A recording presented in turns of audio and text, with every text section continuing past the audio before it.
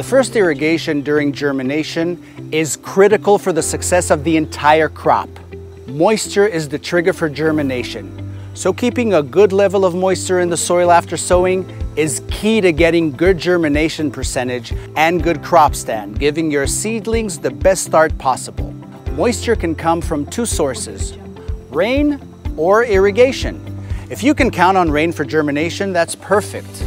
But if not, then you need to know how much to irrigate.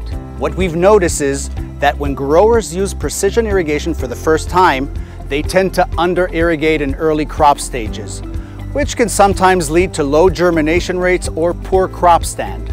So what are the basic rules for getting it right? The most important thing to remember is that the first irrigation is not like standard ongoing irrigation. It's completely different. With ongoing irrigation, the goal is to irrigate according to the field's water consumption or evapotranspiration. But with the first irrigation, the goals are to A. Ensure the seeds have sufficient available moisture in their immediate surroundings, which means wetting the topsoil layer. And B.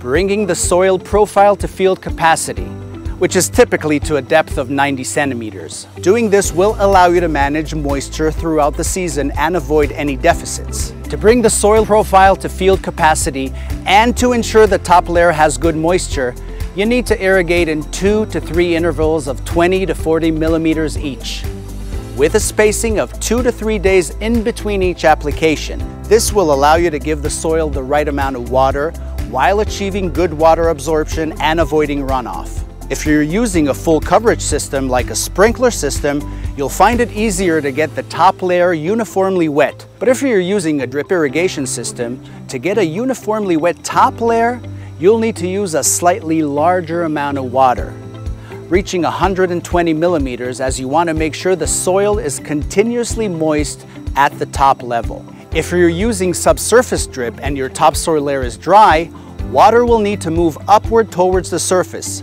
So start irrigating 5 to 7 days before sowing to make sure of good top layer wetting. We've just spoken how to reach field capacity, but how do you know when you've actually got there? Well, the best way is to sample the soil after each application to make sure the soil is properly wetted. If the moisture seems sufficient and the profile is full, you can stop. If there's any runoff or logged water on the soil surface, you're probably over-irrigating. Know your soil type. This is going to help you determine how much you need to irrigate for profile filling.